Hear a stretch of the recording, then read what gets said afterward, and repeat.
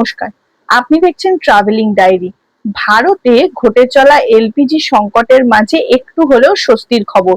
Strait of Hormuz দিয়ে pass করছে ভারতের দুটি জাহাজ। সেই দুটি জাহাজের মধ্যে আছে ভারতের জন্য এলপিজি, যা ভারতের চলমান এলপিজি সমস্যাকে অনেকটাই সমাধান করতে পারবে বলে আশা করা যায়। যে সূত্র দিয়ে এই খবরগুলো আসছে, যে সূত্র মারফত এই খবরগুলো আমাদের কাছে এসে পৌঁছচ্ছে এখন সারা ভারতে, সেই সূত্র অত্যন্ত নির্ভরযোগ্য সূত্র।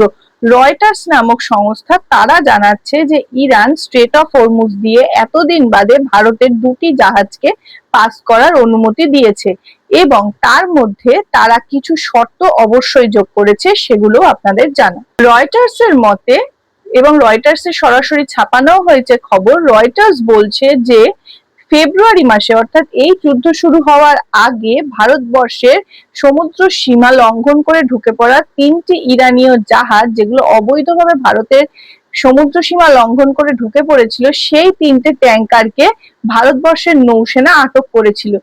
এখন তারা স্ট্রেট অফ হরমুজ দিয়ে দুটো জাহাজ পাস করার বিনিময়ে সেই তিনটে ট্যাঙ্কার ফেরত চাইছে, তেমনই বলছে এই সূত্র।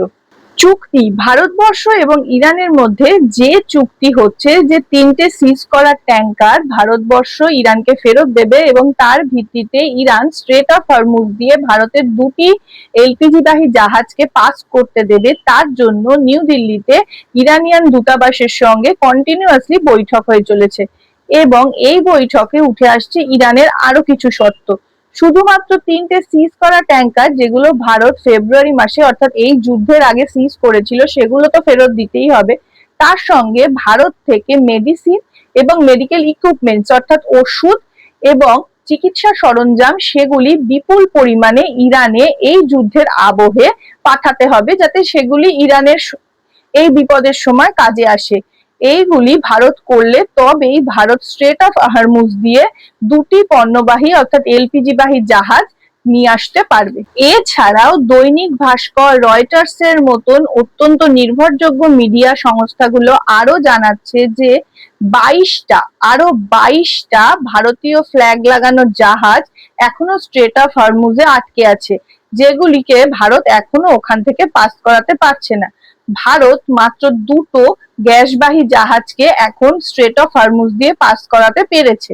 রাজনৈতিক বিশ্লেষকরা এখানে একটি প্রশ্ন তুলেছে, রাশিয়া, চীন, জাপানের মতন দেশগুলি স্ট্রেট অফ হরমুজ দিয়ে তাদের প্রয়োজন মতো জাহাজ পাস করাতে পারছে এবং সেটা সবসময় পাচ্ছে। ইরান তার পারমিশনও দিয়েছে, যবে থেকে মধ্যপ্রাচ্যে যুদ্ধ লেগেছে তবে থেকে। এমনকি বাংলাদেশ, পাকিস্তানের মতো দেশও ইজিলি স্ট্রেট অফ হরমুজ দিয়ে পাস করাতে পারছে তাদের পণ্যবাহী জাহাজ। তাহলে শুধু ভারতের ক্ষেত্রে বিভিন্ন সময় এই নিষেধাজ্ঞা কেন? মনে করা হচ্ছে যে 24 এবং 25শে ফেব্রুয়ারি ইসরায়েলের পাশে নরেন্দ্র মোদী যেহেতু দাঁড়িয়েছিলেন, সেটা অনেকাংশে ইরানকে মনঃক্ষুণ্ণ করেছে, যার ফলে ইরানের এই বিরক্তির প্রকাশ হলেও হতে পারে। ভূ রাজনীতিবিদরা অনেক ক্ষেত্রেই মনে করছে যে ইসরায়েলে গিয়ে নরেন্দ্র মোদী যখন বলে এসেছিলেন যে we are the friend of Israel and we stand by Israel always, আর এই মতামত এবং সংসদে গিয়ে তার ইসরায়েলের পক্ষে কথা বলা, এটা ইরানের কাছে চক্ষুশূল হয়ে গেছে এবং ভারত নিউট্রাল পজিশন থেকে যে এক্সট্রিম পজিশনে গেছে, সেই জন্য ভারতের ওপর ইরান অনেকাংশেই রেগে গেছে। এবং আরো মনে করা হচ্ছে যে রাশিয়া থেকে 1 মাস ভারত তেল কিনেছিল তখনই যখন আমেরিকা ভারতকে এই পারমিশনটা দিয়েছিল, সেটাও কিন্তু এখানে একটা অন্যতম কারণ। অর্থাৎ ভারত ইসরায়েলের পাশে দাঁড়াচ্ছে, তার কারণ কি? শুধুমাত্র আমেরিকাকে খুশি করা? এই প্রশ্ন তুলছেন ভূ রাজনীতিবিদরা। কিছুদিন আগে ঘটে যাওয়া আর একটা ঘটনারও রেফারেন্স এই ঘটনার পরিপ্রেক্ষিতে উঠে আসছে। কিছুদিন আগে যখন আরো দুটো জাহাজ স্ট্রেট অফ হরমুজ দিয়ে পাস করেছিল, তখন বলা হয়েছিল, ধর্মেন্দ্র প্রধান অর্থাৎ আমাদের এভিয়েশন মিনিস্টার, তিনি বলেছিলেন যে এই দুটো জাহাজ ভারত অত্যন্ত ডিপ্লোম্যাটিক ভাবে ওখান থেকে নিয়ে আসছে, এটা ভারতের অত্যন্ত একটি বড় জয়। কিন্তু কিছুক্ষণের মধ্যেই সেই পোস্টটি তাকে ডিলিট করে দিতে হয়। তার কারণ ফরেন অর্থাৎ এক্সটার্নাল ডিপার্টমেন্টের আধিকারিকরা একটা প্রেস কনফারেন্সের মাধ্যমে জানান যে না, এই জাহাজ দুটো ভারতে আসছে না, এই জাহাজ দুটো সৌদি আরবিয়ার কোনো দেশে যাচ্ছে এবং সেটা তখন স্ট্রেট অফ হরমুজ দিয়ে পাস করেছে। কিন্তু এই পোস্টটি ধর্মেন্দ্র প্রধান সঙ্গে সঙ্গে ডিলিট করে দেয়। কিন্তু একজন পূর্ণাঙ্গ মন্ত্রীর এই ধরনের পোস্ট একটা সোশ্যাল মিডিয়ায় দেয়া মানে সেটা সরকারের একটা স্ট্যান্ড পয়েন্ট, যে সরকারের থেকেই অলমোস্ট এই পোস্টটা আসছে। সেটা নিয়ে বহু রাজনৈতিক মহলে বহু প্রশ্ন উঠেছে। বিশেষজ্ঞরা বলছেন যে কোনো নির্দিষ্ট একটি ঘটনা নয়, পর পর অনেকগুলো ঘটনা ইরানের কাছে ভারতকে তুলে ধরেছে তার শত্রু দেশের বন্ধু হিসেবে। যেমন নরেন্দ্র মোদীর ফেব্রুয়ারি মাসে ইসরায়েল যাওয়া, অর্থাৎ যুদ্ধের ঠিক আগের দিন, যখন ইরানের সঙ্গে ইসরায়েলের সম্পর্ক বিগত 1 বছর ধরে বেশ খারাপ এবং ক্রমাগত খারাপ হচ্ছিল, তার মধ্যে উনি মধ্যপ্রাচ্যে ঠিক যুদ্ধ লাগার আগের দিন ইসরায়েলে গেলেন, ইসরায়েলের সপক্ষে যুক্তি রাখলেন এবং তাছাড়াও তিনি নেতানিয়াহুর সঙ্গে বেশ জড়িয়ে ধরে একটা ছবি পোস্ট করলেন। এইগুলো ভারতকে অনেকটাই ডিপ্লোম্যাসি থেকে পিছিয়ে দিয়েছে। এছাড়াও এখন প্রশ্ন উঠছে যে 22টা জাহাজ আরো আটকে আছে স্ট্রেট অফ হরমুজে, সেগুলো ছেড়ে দিলে তো ভারতের এলপিজি তেলের সমস্যা অনেকাংশে মিটে যায়। ভারত 140 কোটি মানুষের দেশ, সেখানে এই পণ্যগুলোর চাহিদা তো অনেক। এই 22টা জাহাজই বা কিভাবে ছাড়িয়ে আনা হবে?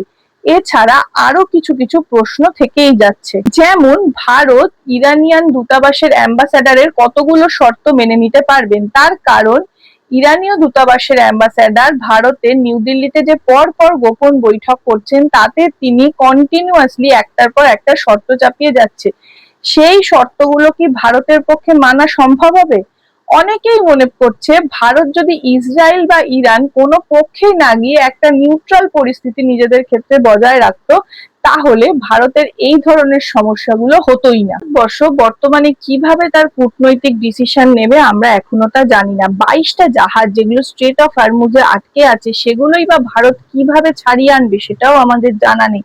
এবং সব থেকে বড় কথা, আমেরিকার সুপারভিশন থেকে ভারত কিভাবে বেরোবে, আদৌ বেরোতে পারবে কিনা সেটাও এখন পরিষ্কার নয়। প্রশ্ন অনেকগুলো।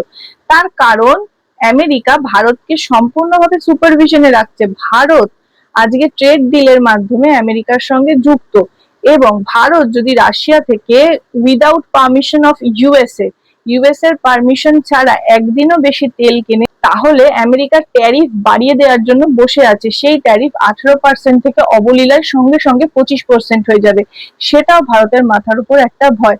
অতএব এমত অবস্থায় দাঁড়িয়ে ভারতকে তার কূটনৈতিক ডিসিশন নিতেই হবে।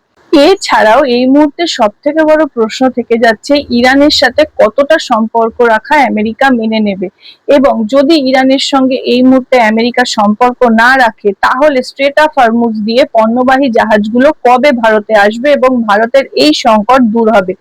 ভারতীয় হিসেবে তো অবশ্যই আমাদের কূটনৈতিক ডিসিশন নিতেই হবে, ভারত সরকারকেও নিতে হবে, এবং অবশ্যই স্ট্রেট অফ হরমুজ থেকে 22টা জাহাজ ছাড়িয়ে নিয়ে আসতেই হবে। তার কারণ ভারত যদি এই মুহূর্তে ইসরায়েলের দিকে থাকে, অর্থাৎ ইউএস এর সমস্ত কথা শুনে চলে, তাহলে ইরান আর কিছু করতে পারুক না পারুক, তারা স্ট্রেট অফ হরমুজ দিয়ে ভারতের ওপর একটা স্ট্রিক্ট অ্যাকশন নেবেই, যেটা ভারতের পণ্যবাহী এলপিজি জাহাজগুলো এবং তেলবাহী ট্যাঙ্কারগুলোর জন্য একদমই ভালো হবে না। এবং সেগুলো অলরেডি 22টা ইন্ডিয়ান ফ্ল্যাগ লাগানো জাহাজ স্ট্রেট অফ হরমুজে আটকে আছে।